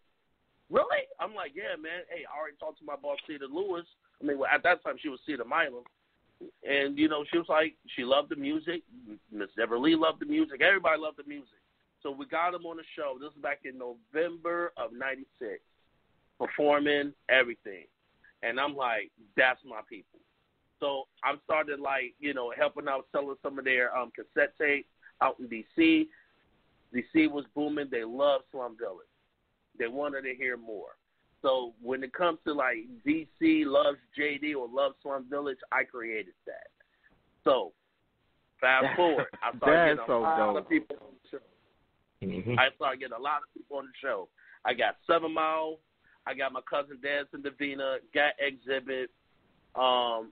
Who else did I get? Jay-Z. And how I got Jay-Z, I'm going to make this long story short. Knowing him since I was a kid, because my family lived in Building 452 in Marcy and Nostra in Marcy Project. And I used to basically just see him up, you know, in the street, rhyming, gold chained up. Fast forward, he's in D.C. promoting his album, Reasonable Doubt. Saw him, saw Big, saw Dane, saw the crew, and we just started talking all the time. I was like, yo, what are you doing here? He was like, yo, I'm promoting my album, Reasonable Doubt. Word? I was like, yeah, I heard what happened with EMI. Who you with now? He said, well, I'm signed under Def Jam, but, you know, me and my partner started our own record label, Rockefeller Records. Word? Yo, you got a CD? Yeah, so we went out to his car, man. He had the 4 white Lexus GS. Clean. That's when, like, you was literally on big baller status. So I'm like, all right. Looked at the CD, came back into Quigley's. We started talking some more. I was like, yo, I'm going to get this to my peoples. Your peoples? He was like, yeah, man, I want to see if I get you on the show. What show? Teen Summit. Either Teen Summit or Rap City, one of the two. Hey, man, yo, I really want you on the show. You work for BET? Yeah. Who do I talk to? Man, you got to talk to Dame about that. So I went to Dame. So I was like, hey, man, is there a number where I can contact you all so I can get them on Teen Summit? Sure. We gave it a number. Cool. We listened to the album. They loved it. They was like, all right, let's get them on the show. Ms. Francine Edwards, who is also used to be one of the hosts for Teen Summit, introduced Jay-Z to the world on that day. And this was back in, like, September, October of 96 as well. Yeah, I'm just telling y'all right now, man, I'm going to have to come steal both of y'all telephones. I need them contacts for some interviews. It's way beyond my comprehension right now. But last but never to say the least, also Tracy Lee. Because me and Tracy Lee and Young Guru also with the Howard. And when Tracy Lee was promoting his album, but more so of his single, the anthem, which is Party Time, man, dude, it was already popping all over the D.C. and Philly. So it was like a no-brainer to actually have him on the show. But we actually had him on Rap City, and he turned it out. Him, Guru, and the whole squad, man. So I could just real quick, are you still plugged in with the whole BET situation? I gotta ask. No. Actually, I'm still am. I'm still speaking with my former bosses, Ms. Cedar Lewis, my man Sam Walker, who was also my former boss and my mentor, and who else? And my boy Carter, Shaka, my other cats, who was also my mentors, Rocky, along with Sean and Elise. Like, those are the original peoples from BET, but Sam still works. Well, he moved up to BET in New York. So I'm still connected with him, in connection with him. And the reason I ask has absolutely nothing to do with me, although I would love, like, a Jay-Z interview. That would be dope. So if you can hook that up, you know, I'll put my bag in now. But it's a cat here, man, that I've been listening to lately. This guy named Connie's Son. And if y'all get a chance, and I ain't managing him, I ain't making no money or no shit like that, I just think the dude is dope. If you get a chance, man, go to YouTube and check this brother out. Like the the hip hop soul that he got is just DMX ish. Okay. And I'll leave it at that. Connie's son. You said with a K or C? With a C. Okay. I will definitely look that up. Yeah, man. What is it? Matter of fact, that he got a lot of shit that's my favorite, but Power Couple is probably just the one that just dope shit. Anyway, man, that's phenomenal. I got a question for you, especially Los. Do you ever just look at your phone, go through your contact list, and be like, "Wow, this is my life right now"? There's people in there that I forgot that I had contacts on. I'm like, dang, I got this fat guy. I got Eric Sermon's number. Oh man. For the autograph tour. Yeah. Right. I'm like, man, it trips me out. Sometimes I'll forget that I have gotten contacts on certain big celebrities, and as I'm scrolling, I'll run past one. You know what I'm saying? Like, oh, this is MC8. Oh, that's what's up. You know what I'm saying? Yeah. Oh, come on, bro. You MC8 though, like that. Yeah, I got contacts on him. Man, straight up, Menace was my shit. Yeah. And we ain't even gonna talk about Eric Sermon. Like they defined my whole. I want to say that's the summer of '86. Yep. Yeah. Like I don't know if you remember Tank. He used to go to Ford. Do you remember Tank? Yeah. Who could forget Tank? You talking about Big Baller Tank? Yes, Big Tank. So I'm walking out of school, man. 7 mile Ferguson and around the block from me. Yeah, that's my big brother. Absolutely. I'm walking out of school one day, man. It's like the first day of summer, and I literally, and I'm 46 now. I vividly remember this day. I come out to school, and Tank is in a drop-top Mustang bumping You Got to Chill. At that moment, that very specific moment in my life, I became an EPMD stan. Like that shit just at that moment. I mean, and I could like if somebody showed me different scenes, I could point out who was in that scene that day. That's how hip hop affects That's people. crazy. Yeah. Oh yeah. That's crazy. You say that. I got a chance to talk to Eric Sermon, right? You know, a couple of times, like recently, like I was with EPMD maybe a couple of weeks ago. But our rap tour with Public Enemy and Ice-T and EPMD and Mobb Deep and everybody was there. This was like a couple of years ago, right, Patillo? It's like two years ago, I want to say. Yeah. So I got to kick it with Eric, and I told him, I say, hey man, them hand claps for More Bounce to the Ounce? He said, yeah. I said, yeah, did you always be sampling? He was like, yeah. I said, that's my daddy. He said, what? I said, yeah, my daddy made those hand claps when I was like 7 years old. I said, my dad played on More Bounce to the Ounce. He made them out of 2 2x4s and a door hinge and 2 drawer handles. And he sits on the floor in front of the Norman U87 microphone. He slaps them together. And he was like, his eyes got big. He said, get the fuck out of here. What? Wait, man, put my number in your phone. He said, wait a minute. He grabbed Paris. He said, tell him this story again. You was there, Patillo. You seen it. And so I told him the story. And they was all tripping. You know what I'm saying? They was tripping. And we've been cool ever since. You know what I'm saying? Eric, whenever you see me, he'd be like, what's up, nigga? That's my man. That's my man, yeah. Hey, if y'all ever get the opportunity, want to give me a huge Christmas or birthday present, interview with Redman. Like my man's passed away. Oh, Red, yeah, and his name was Poppy Chulo, and he was one of the. You can't know him. You know him, bro? I don't know him like that, but Red and my man DJ Rosteru introduced me to him just once. That was like a long time ago. That's the Poppy Chulo that Red be mentioning on the album?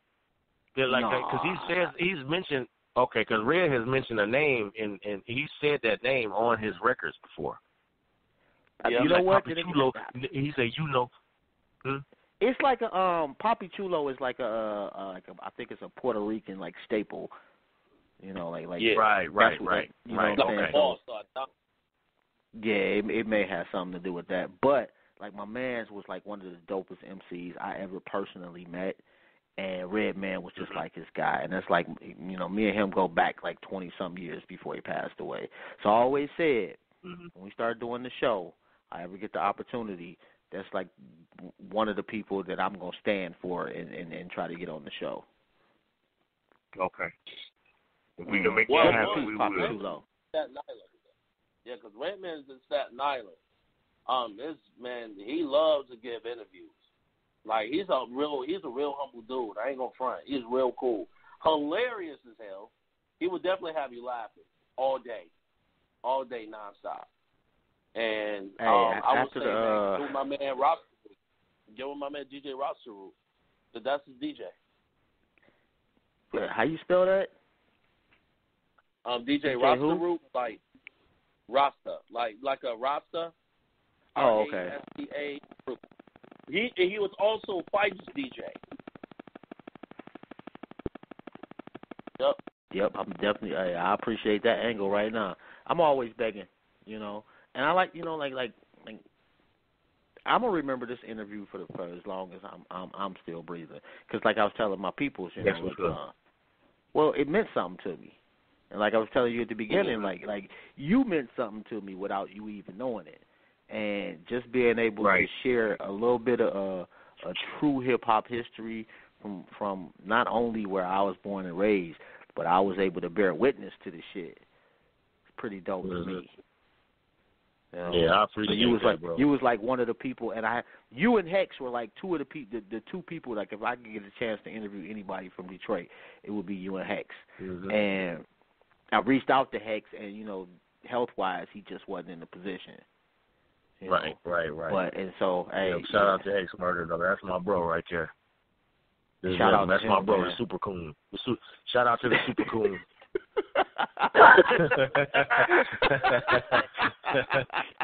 Everybody that knows Hex, that's what he's known for calling you. He calls you a coon. He calls you all kind of everything out your name. But that's our, you know, that's his thing. We love Hex, man. He did a lot for Detroit hip hop. Oh man, and the stories, man. Please, if you get the opportunity, it's not like difficult. Follow the motherfucker on Facebook, because the stories that he tells we do. on a you know what I'm daily saying? Yeah, Hex is our man. Yeah, I got a picture of the dreadnoughts on my wall. I'm looking at right now in my little lab. And I always look at it and I be like, dang, the only one on there that should have been there is Hex. You know what I'm saying? He wasn't in the picture. You know what I'm saying? I think he was there that night though, when we did the show with Warren G. But Hex was. Yeah.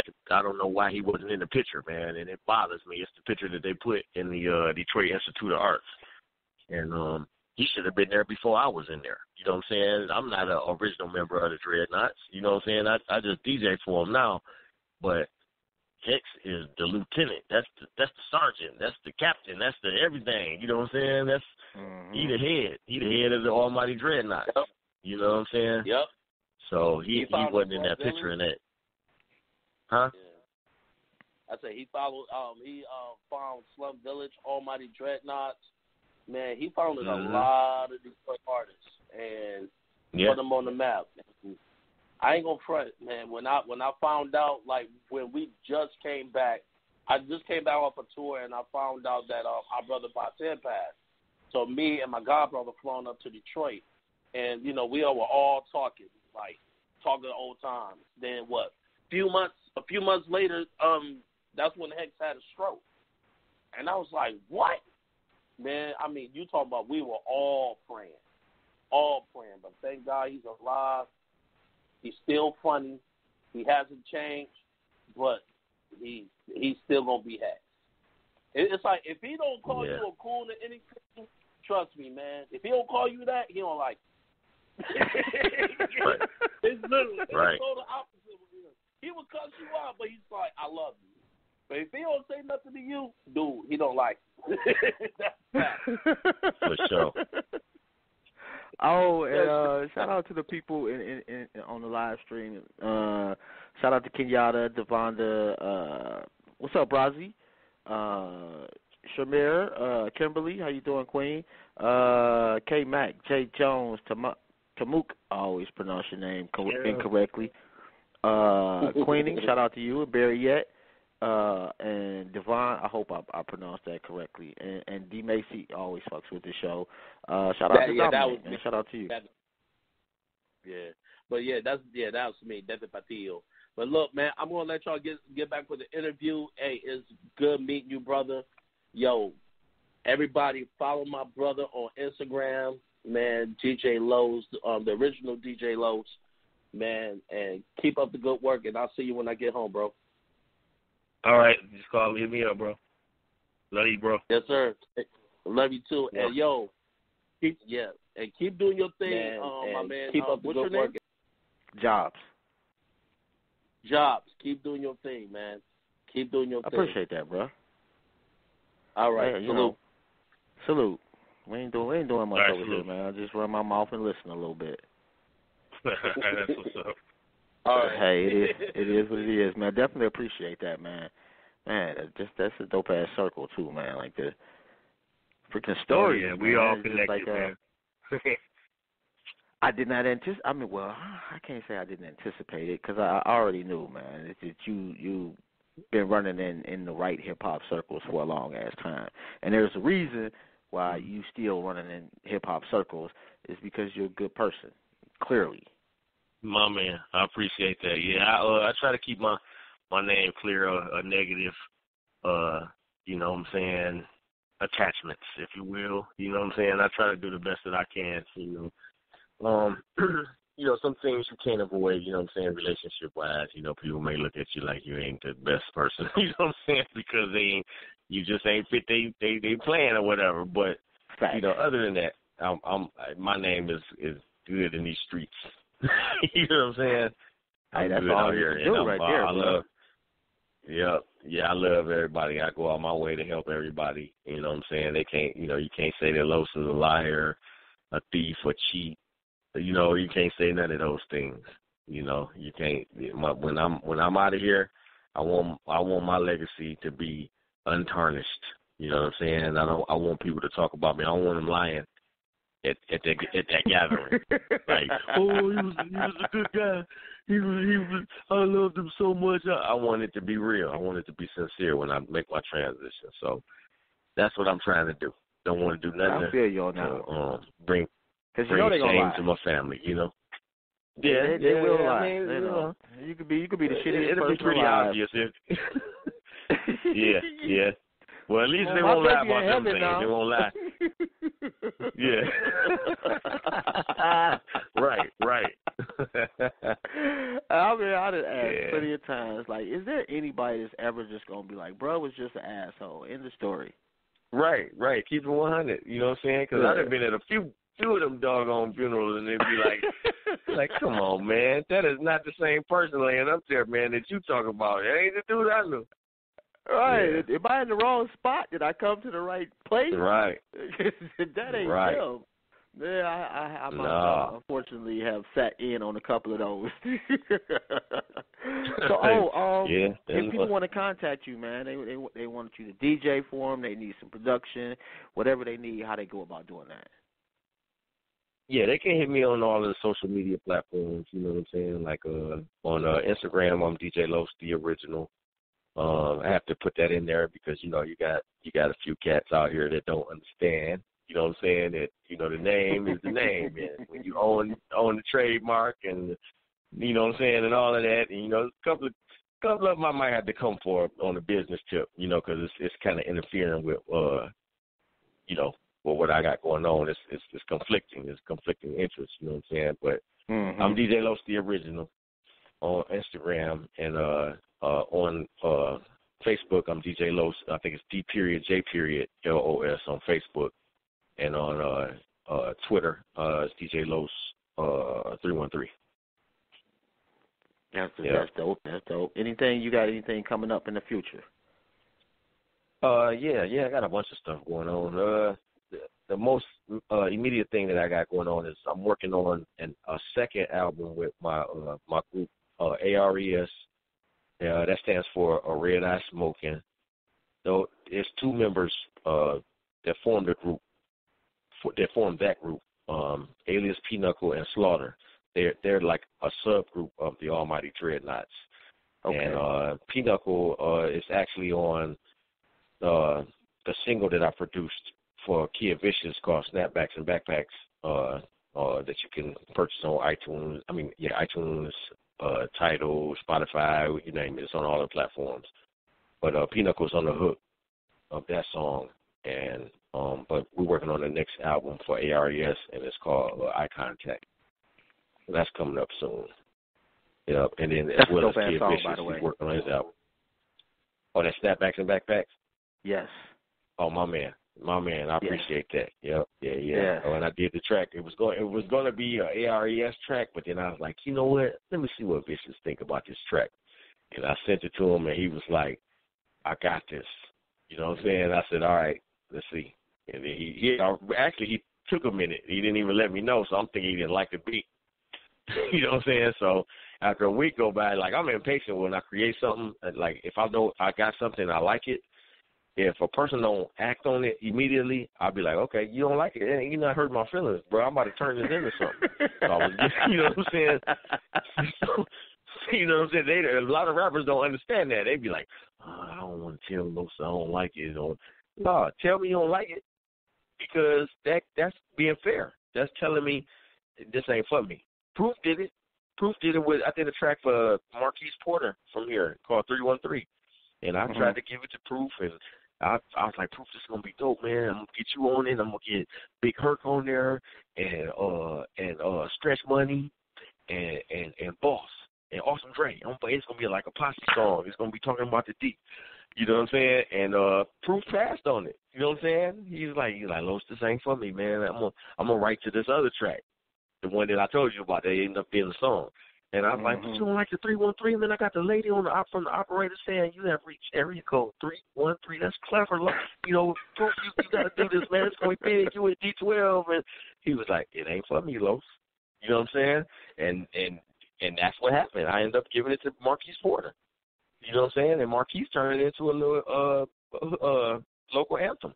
You know what I'm saying? It got played. MC Search was on the radio at the time here. And then, you know, it turned into a little local anthem. You know what I'm saying? So it was cool for what it was. It wasn't my initial vision I had for it, but I was content. When he did what he did, I was like, cool, I like this. This is what's up. It got airplay and my name out there more and all of that. So, but, you know, the moral of the story is, rappers out there, we give you some beats, man. At least for me. It ain't hurting my feelings if you say you don't like it. You know what I'm saying? I got tough skin with this stuff. I'm an old man with this. So if you say you don't like it, that's understood. You know how much stuff is on the radio that you might say you like and that I don't like? You know, that everybody has different opinions. So just, that's a fact. You know what I'm saying? So just tell the producer, like, this one ain't for me. Give me another one. Or let me do something. You know what I'm saying? So, but luckily with this one, before I could really get in the studio and do something with ARES on it, I called Vicious and he called me and told me, Los, I got something for that song. I said, man, I thought you didn't like it. I'm about to do something in the studio with Pinochle and Slaughter. He was like, no, man. Here, what's your email? And he sent it to me. I said, oh, yeah, this is it. So shout out to Kid Vicious for taking 1 week for telling me whether he liked the beat or not. You know what I'm saying? And making me go through all these turns. But it ended up turning into a dope song, man. So, you know, it's being played on Shade 45 a lot. So, you know, I'm glad that he did it, you know. Man. Oh, yeah, shout out to my boy Apollo Brown. Like, when was the last time you had a regular job? For sure. Man, I work regularly. I do that as well. You know what I'm saying? You know, but the hip-hop is my first love. You know what I'm saying? So I'm going to always strive to do bigger and better things with the hip-hop. You know, and I was going to say shout out to my man Apollo Brown. You know, that's something that people I don't know if you're aware. Apollo Brown is a dope producer from here on the hip-hop scene. And he teamed up with Joel Ortiz from Slaughterhouse. And we have a song out together. I did the cuts. Yeah, I did the cuts on it. Apollo hit me up and was like, Los, I'm gonna need you for a joint, you know what I'm saying, and do the cuts on the song for me. I was like, for sure, you know, we done worked together before. I did a song with him and called No Question with Locksmith, and it came out dope.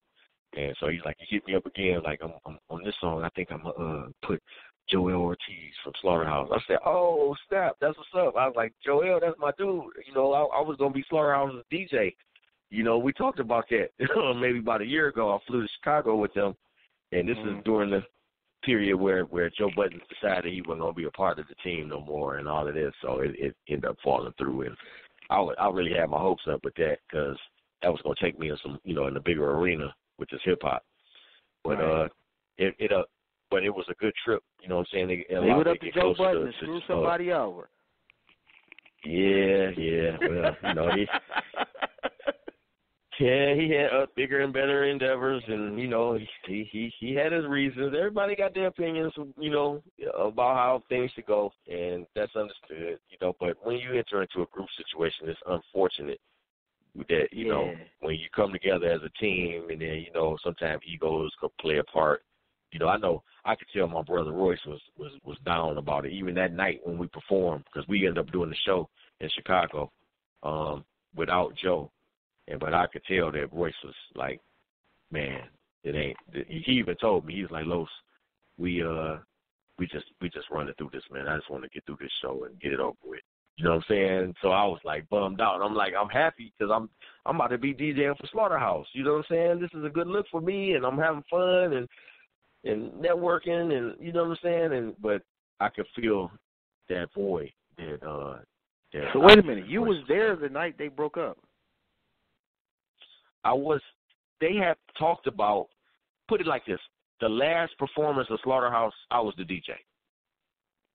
Okay, so I wasn't there when the actual breakup happened, I don't think, but the night that the last performance they did to All Together Anywhere, I'm the DJ. Wow. Yep, that was in Chicago at Soldier Field. That was last year. So, and how I got that, shout out to my boy DJ TJ. Okay, because DJ TJ was supposed to DJ for them. Okay, and TJ is Royce's tour DJ. We both DJ for Royce the 5'9", but I fill in for TJ when TJ isn't available on certain things. You know, and then I'm Royce's DJ when Royce has the band. I'm his DJ in the band. So we interact with each other. We a team. So TJ was gonna have his baby soon. His wife was in labor, and he was like, he couldn't risk it. He was like, Los, I can't risk going to Chicago and my wife going to labor and had a baby without me there, man. I can't do it. And so I had a discussion with Royce. They was like, well, who else we gonna get that's comparable, you know, and gonna do a good job? And he was like, sure, Los. You know what I'm saying? And he's like, okay, yeah, Los. You know, let's do it. Let's call Los. You know what I'm saying? So that's how that happened. So I ended up filling in for him, and then because I did a good job, Ortiz and Crooked Eye was talking to me, and he's like, Los, look, we're going to try to get this tour thing going. We don't know how it's going to happen, you know, because Joe, we don't know what Joe is doing right now. We don't know if he's going to come back, you know, and do this or what, but when we get it all situated, we want you to be our tour DJ. You know what I'm saying? I'm like, bet, I'm down. But it didn't end up happening like that, and everybody went their separate ways, you know. But I see them coming back together eventually, you know what I'm saying? And hopefully I'll be in the mix then. I mean, I'm going to be in the mix some type of way because I still DJ for Royce and Vicious, you know what I'm saying? So I'll still be in the mix, but I really wanted that Slaughterhouse. It ain't no group like Slaughterhouse. They need to come back together, you know what I'm saying? Yeah. You know what I'm saying? Yeah. They represent the lyrical hip-hop, you know what I'm saying? So I don't know why they haven't decided at the moment. I mean, I know there's politics involved and all of that type of stuff. You know, even if they came back together without Joe, if Joe say he don't want to do it, and you know he fell out with Eminem too hard, shoot, I would say Eminem should go and be a part of Slaughterhouse, and Slaughterhouse would be even bigger than what it was. I would not want that. Nope. I would not want that. No, actually, yeah, I know it's a lot of people. I would put Locksmith in there if he was willing. Really? Locksmith? Yes. Yes. Locksmith Smith is dope. No, I ain't trying to take no credit away from him at all. The reason why I said Marshall is because we all know how big Marshall is. You know what I'm saying?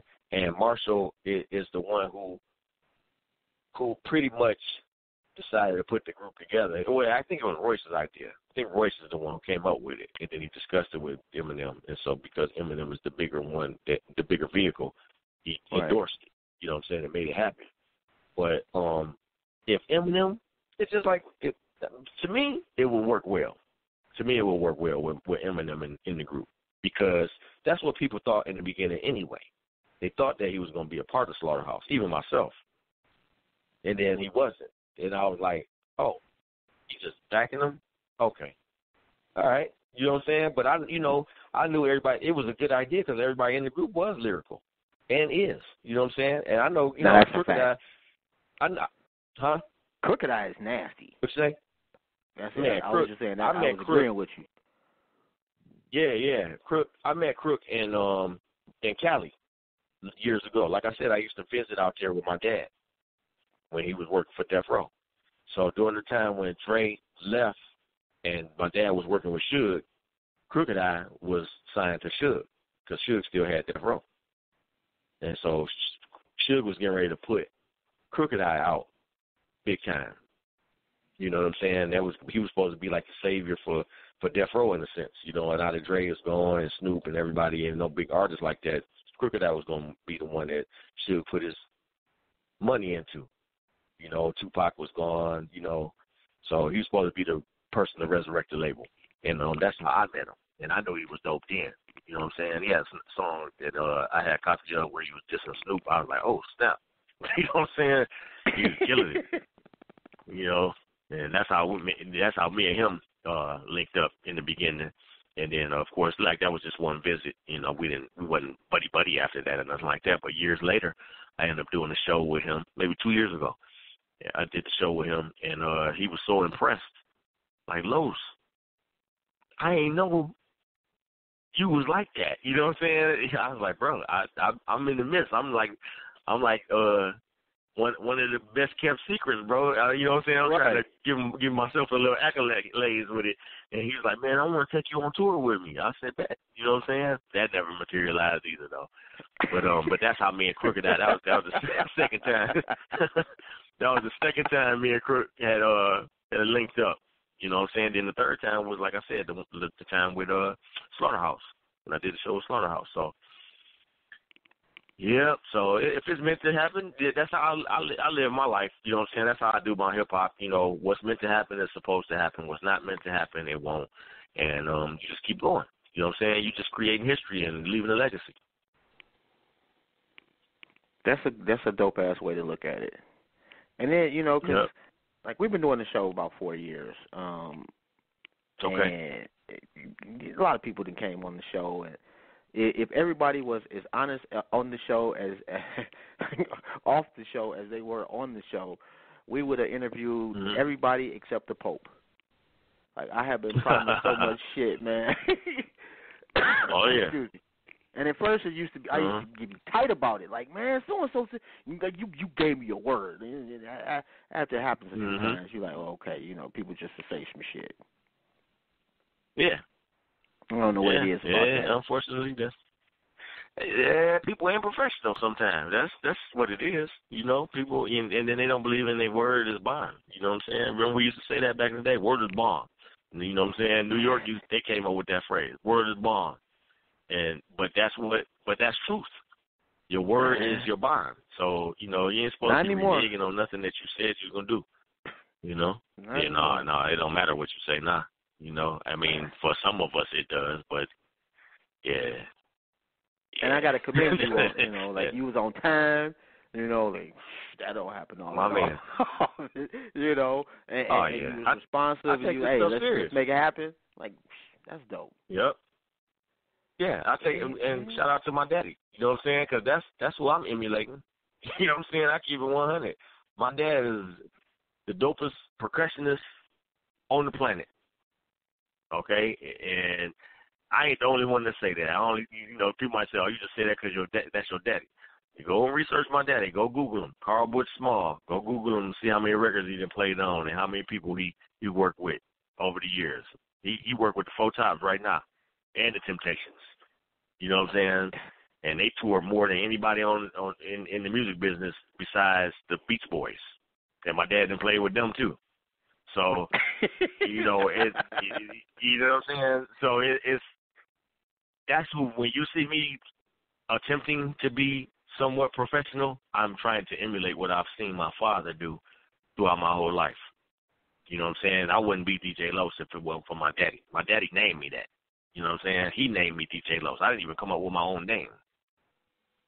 Okay? Because, you know, now as far as the talent of scratching and stuff, I taught myself how to scratch. I didn't do nothing but study Jam Master Jay and Jazzy Jeff and, you know what I'm saying, DJ Scratch and all these people that I look up to in the hip-hop game. And I was like, I want to learn how to do that. I want to do Jam Master Jay. I can't rest in peace, Jam Master Jay. He was the first one I looked up to like that. But that's what you see me doing. I'm emulating them. I'm sorry. Yeah, Jazzy. Yeah, I just met him recently. You know, I met him a long time ago when I first started in 87, 88, and it was real brief. But this time I got to kick it with him. You know what I'm saying? Me and DJ Diaz, we got to sit and talk to him and share stories and all. I'm like, man, you know what I'm saying? With Jazzy Jeff. So that was one of my highlights too. The Jazzy Jeff. Yeah, all those pictures, like, you can confirm all this stuff I'm talking about right now. You go to my Instagram page and just scroll down the Instagram page, DJ Los. If you like DJ Los the original, you'll see all these pictures of these interactions with me and these people I'm talking about. I ain't gonna lie about none of this stuff. But of course you can't hear the conversations I had with them. But I know what I said to these people and what they said in response, and you know them telling me they remember me and. You know, one conversation you might be able to catch. It's on YouTube with DJ Quick. When I met Quick, and my dad was introducing me to Quick out there in L.A. and I got the video camera, and I'm like, "What's up, man?" And my dad like, "Yeah, this is my son, DJ Los." And Quick is like, "Man, what's up, DJ Los? Man, I know who you are." I said, "What?" He said, "Man, I used to play your record. I used to play your record every day. You was on a record label called World War Records, and y'all had the piano coming out of the side on the logo and the earth, and he described it, and I caught him on camera talking about it. So you go punch in DJ Los and DJ Quick, or DJ Quick gives DJ Los props. I think that's what it was labeled as. My brother posted it. Yeah. Man. Couldn't. It was a time you couldn't tell me shit about DJ Quick. Yeah, Quick the man. My dad taught Quick how to play percussion. See, so we so connected. You know what I'm saying? My dad is playing on Dollars and Cents by DJ Quick and a bunch of other DJ Quick songs. And because my dad couldn't make all of the sessions, he started teaching Quick. He started teaching Quick and saying, "Look, I'm gonna show you what to do, okay?" And you know, because I can't make all the sessions. I got to work with Dre. You know, they even had a falling out with Dre because Dre wanted my dad to be exclusive to Death Row. They didn't want him working on DJ Quick stuff and Ice Cube and all of those people out there. And my dad had to explain that to Quick and them.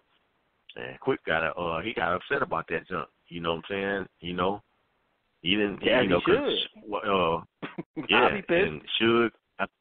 Yeah, Suge, I remember my dad telling me Suge had a meeting about it, pulled my dad in and had a meeting like, why ain't you working on Quick stuff and you know, everybody else, you know, because Quick was affiliated with Death Row. You know, he wasn't signed to them, but, you know, he, like Dollars and Cents, that song, it came out on Death Row. That was on the Murder with the Cake soundtrack, you know what I'm saying? So Quick was, he was a Blood, you know what I'm saying? He was part of the Blood, and so it should. So they both was affiliated because of that stuff. So because of the gang stuff. So, but I remember my dad telling me about that he had to tell Suge, well, shoot, I work on anybody. I'm out here to get bread. I'm out here making money for my family. And but I was doing what Dre told me. He told me he didn't want me working on nobody else's stuff but his. You know. But I also told him if you want it like that, you want me to be exclusive to you, you got to pay me for that because I can't be missing out on sessions just because you saying you just want just to be a Dr. Dre sound. It's not Dr. Dre sound. It's my sound. I play percussion. You know what I'm saying? I do wherever I go wherever I'm hired. Exactly. You know, so yeah, so that was a thing that him, you know, Dre and my dad, they kind of they parted ways on some because of some of that stuff. You know, like they still got love for each other. My dad told me, he said, Dre sent me a message the other day. He said, what's up, Butch, or whatever, you know. But you know, anybody that worked with Dre, they know that his personality is a little different. You know what I'm saying? No matter how much of a hero, you know what I'm saying? He my hero still to this day. But you know, I know some personality stuff too, because I know the people who work with him. Yeah. And, you know, hey. I know Hutch 187 from Blood of Law. You know, I know Lord G, my Uncle Tony Green. I know Daz and Corrupt. You know what I'm saying? You know what I'm saying? I know a lot of those guys. Not know them, but enough to have conversation with them where they can tell me what's going on. What's really, you know? what's really real. Yeah. You know, and bro, I didn't realize the time is damn near up, man. I can't thank you enough, man, for the honor and the privilege of just having a little conversation with you, bro. And it no problem, definitely has been enlightening, man. And if you ever at any point need anything, just hit me up. And we gotta link up one of these days, man. Maybe when I come home, we'll chop it up. Let's do that. All right, Jobs. I appreciate you, man. Man, I appreciate you, man. And like I say, if you need anything, just hit me up, bro. And y'all make sure y'all go check out the King, man. The legend was in the building, not one that I will ever forget, man. Appreciate y'all, and like I say, if you check the show out today, tomorrow, or in 100 years, make sure you share it and tell somebody about it. All right. Have a good one, man. No doubt, man. Peace to you, King. All right. Shalom. Peace. Peace.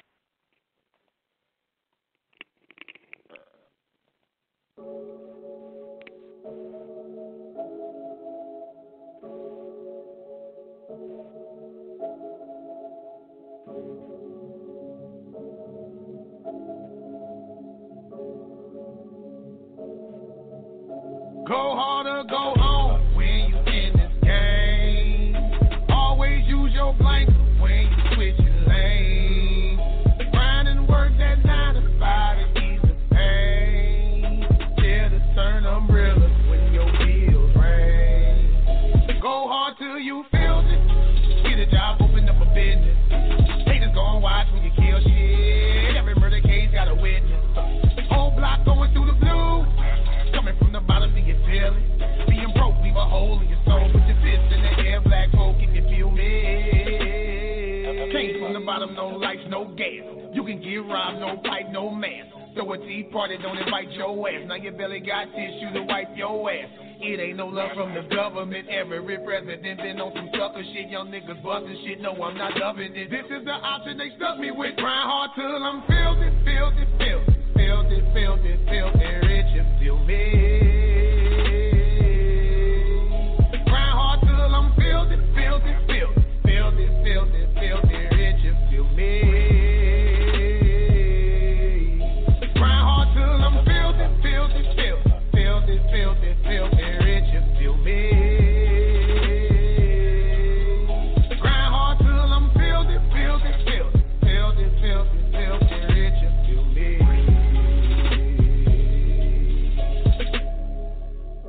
It ain't no love for your brother. It ain't no love for your sister. It ain't no love for no junkie. It ain't no love for the pusher. It ain't no love for the honest. It ain't no love for the real. It ain't no love for the loyal. Looking for love, get you killed. Filthy is what you gotta get. You gotta get dirty if you're trying to get rich. It's back to the mud, cause you gotta show love to all of the ones who will never see this. To all of the kids with no Christmas list. No TV, no bed, and no food on their dish. No father around, now they malnourished. That hindering aid coming from the government. You gotta get filthy. Fuck a job, open up a business. Haters gon' watch when you kill shit. Every murder case got a witness. Whole block going through the blue. Coming from the bottom, do you feel it? Being broke, leave a hole in your soul. Put your fist in the air, black folk, if you feel me. Came from the bottom, no lights, no gas. You can get around, no pipe, no mask. Throw a tea party, don't invite your ass. Now your belly got tissue to wipe your ass. It ain't no love from the government. Every president been on some sucker shit. Young niggas bustin' shit. No, I'm not loving it. This is the option they stuck me with. Trying hard till I'm filthy, filthy, filthy, filthy, filthy, filthy rich. You feel me?